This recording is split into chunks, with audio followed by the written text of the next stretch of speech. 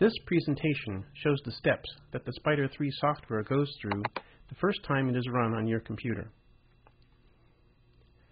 Whenever a new monitor is detected, the new display assistant will run.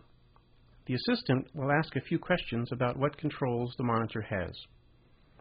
Your progress through the steps is shown on the left side of the screen.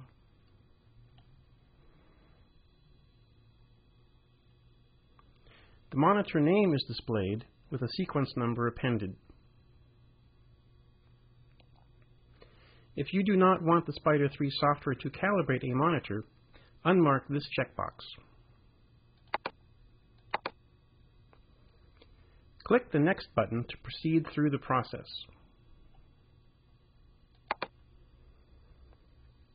Notice that there is a Help button on each screen. This will open a page with further explanation for the current screen.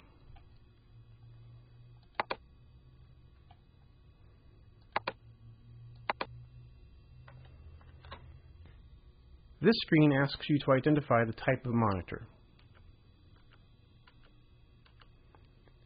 Mark the appropriate radio button and click Next.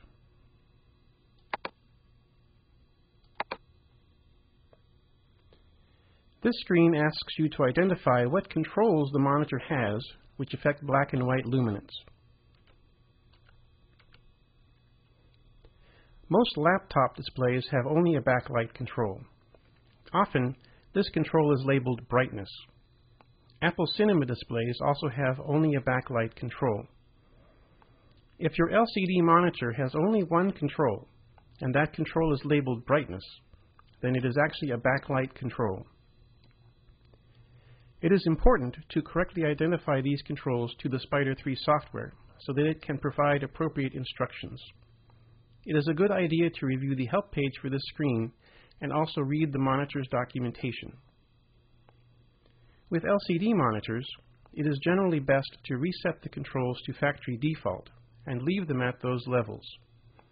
This is especially true if the LCD monitor has true brightness and contrast controls. Mark the appropriate checkbox or boxes and click Next.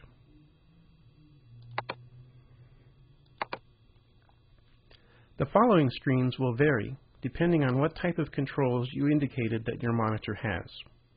This screen asks you to adjust the white luminance level. The important point of this step is to be sure that the white luminance level is not set so high that detail is lost in the highlights of an image. The four large blocks shown here help you to judge the effect of the white luminance control on highlight detail.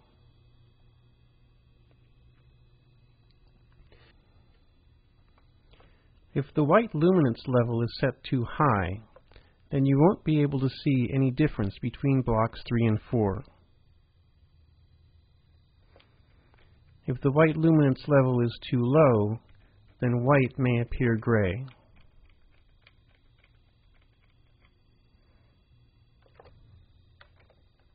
If your backlight control has a factory default level, then that is a good starting point. However, most monitors that have only a backlight control do not have a factory reset function.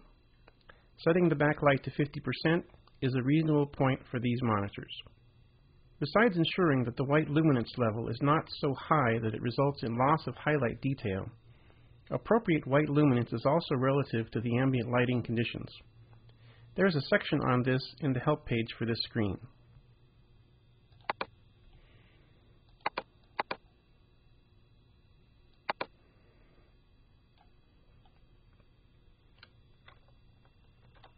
Adjust the backlight control and click Next. This screen asks you to identify what type of color controls the monitor has. These are controls that affect the white point, also referred to as color temperature. Most laptop screens and Apple Cinema displays will not have any of these controls.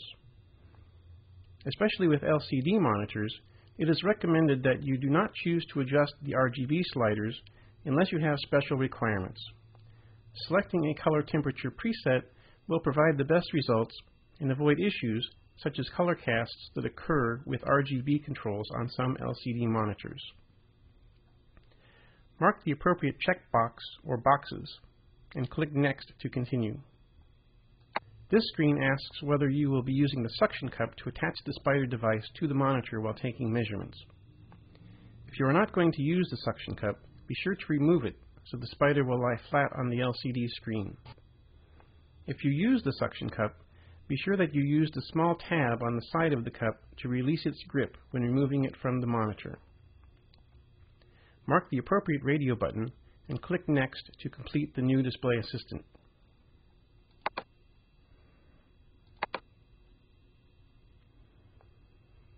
If you have more than one monitor, use this screen to select the one you want to calibrate. Select the desired monitor from the pop-up menu and click Next.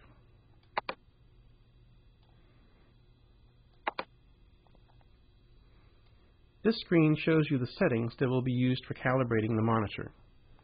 The default settings of Gamma 2.2, White Point 6500 Kelvin, and Visual Luminance mode are seen here. If you have requirements for other values, you can change the settings by marking the Change These Settings radio button and clicking Next. Mark the Continue with These Settings radio button and click Next to proceed with the calibration process.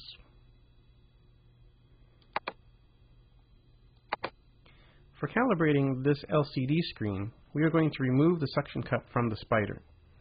Then we will suspend the device using its cable and the attached counterweight. Adjust the counterweight to a position on the cable where it will hang behind the monitor. Place the Spyder on the screen in line with the image, so that its measurement area is centered on the monitor. Click Continue to proceed with the process. For this presentation, we have shortened the actual measurement time.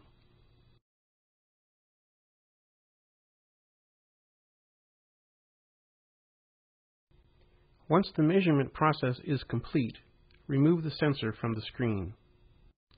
This screen asks you to name and save the monitor profile. In most cases, you should just accept the default name and replace any previous monitor profile that you have made. Click Next to save the profile.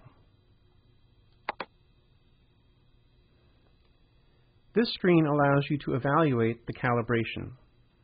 These photographs have been selected to illustrate specific image characteristics.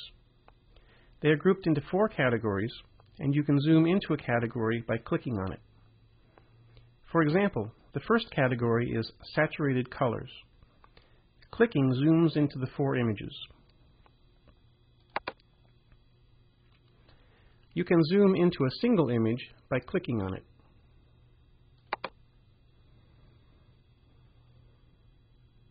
Clicking again returns you to the overview. The help page for this screen contains detailed information on each image and the characteristics each one is intended to illustrate. Clicking the Switch button will show the before and after calibration state.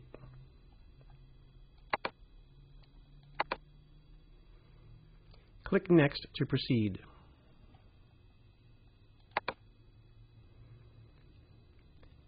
It is important that none of the monitor controls be changed from the level that was set during the calibration process.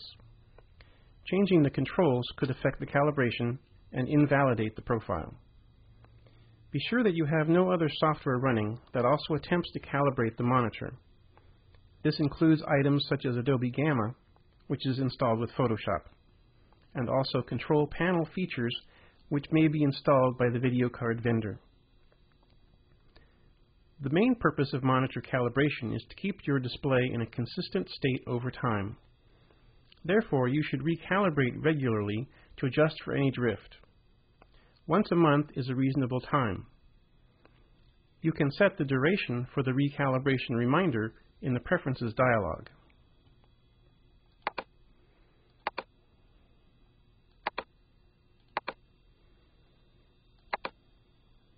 If you have more than one monitor, mark the Calibrate Again radio button and click Next to calibrate it.